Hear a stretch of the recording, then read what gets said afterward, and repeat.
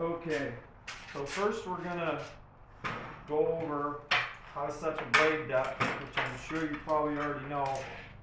Have the saw unplugged, of course, I know you know that. And then whatever material you're going to be setting, your saw will have mine has a release on the side that lets me move this. So it's important to have that depth roughly right. So you want to pull this guard back. Again, it's unplugged, so we don't have to worry. You're going to set it on the workpiece, and you're going to lift it up and down, and you want that blade, the teeth here to protrude below the bottom of what you're cutting by maybe 1/8 of an inch, which isn't a whole lot, right? Just maybe 1/8, maybe 1/4 inch. So then I lock it. So mine has a locker here. So I squeeze that down. You may be able to see that, but mine is about, it's about 1/4 inch. Those teeth are below the bottom of the workpiece, or the thickness of the workpiece by 1/4. So the blade is set good for depth. If you have the blade set too deep, it can create problems. Usually some sort of safety hazard will occur if things go south. So imagine this piece is the top that you're going to cut, and this is the line maybe that you're thinking of cutting. I don't really know where you're at. This will be my guide board. These will be my 2 clamps. And what I do is I set this. So I'm going to go this way because I can't go this way because this belly of this saw won't clear. My board is a little too thick. So I'm going to be riding the saw over the cut piece, which can be kind of tricky in itself. But I kind of just roughly set the blade right on that line. Again, everything is unplugged. I pull this guide board over, set it roughly against this edge of the saw, and then I take everything away like that, and then I put 1 clamp here to kind of keep it back out of the way. It might move a little bit, but we'll adjust.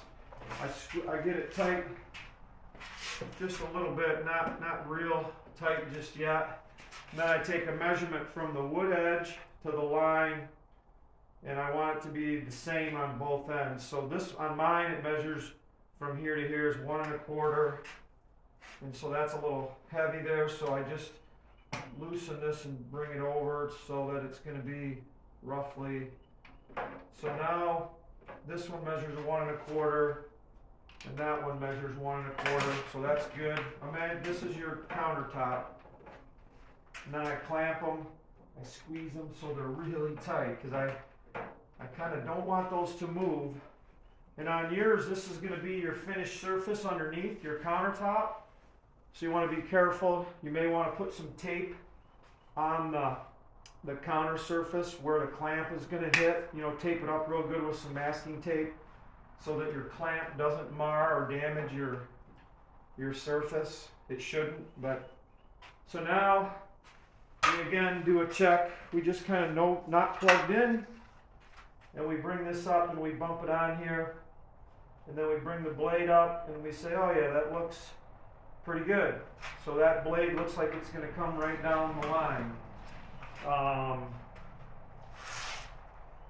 which is good. You can check with a square if you want. You can see if this thing is square. You can double check to see that everybody's square. This is perfectly square, to the board, which you would do to your counter to make sure this piece of wood is perfectly square. Like this, you can go over and put it up to the edge. And if it's not, then you just tap, tap, tap, or tap, tap, tap a little, maybe you can slide with a hammer to tweak it so it's good. But then you want to re-squeeze these and make sure they're tight, because when you're cutting, you know, you may put some pressure on here, you know, and it's gonna, you don't want this piece to move relative to your counter.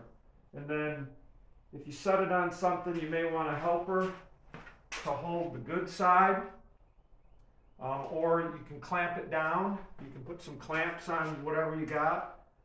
And then you may need a third person, because when you come across, so now when you have this plugged in and you're gonna get on here and you're gonna go in here and then you're gonna go in, you're gonna let it, this is gonna be your guide. You just kind of gently keep some pressure that way, not much.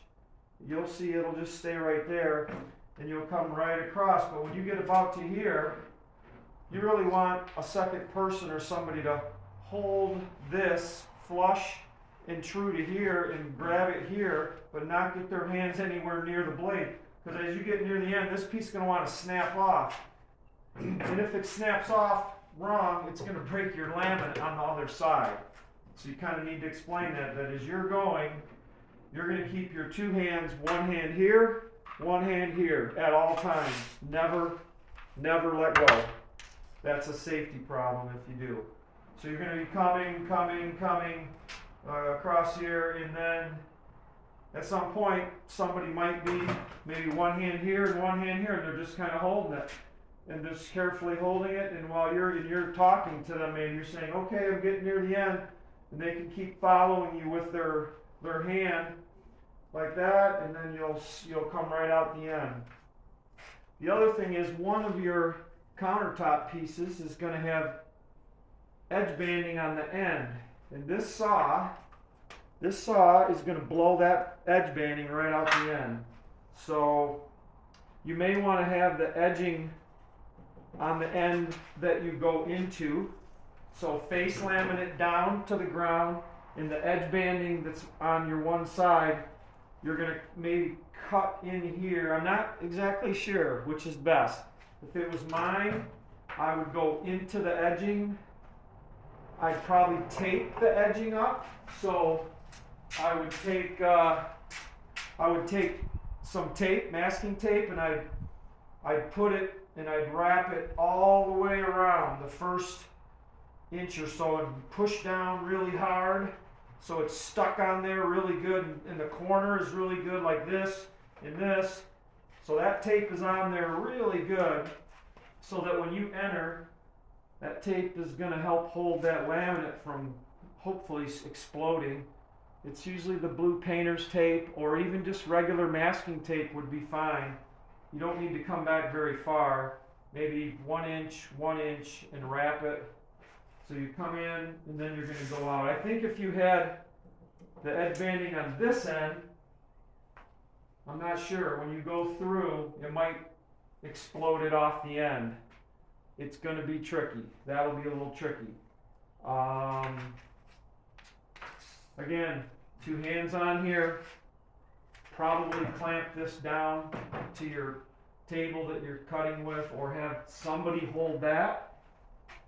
And maybe somebody hold, because you need multiple hands for this. It's not a simple deal. And you said this might be real long, so even if you have 40 inches out here,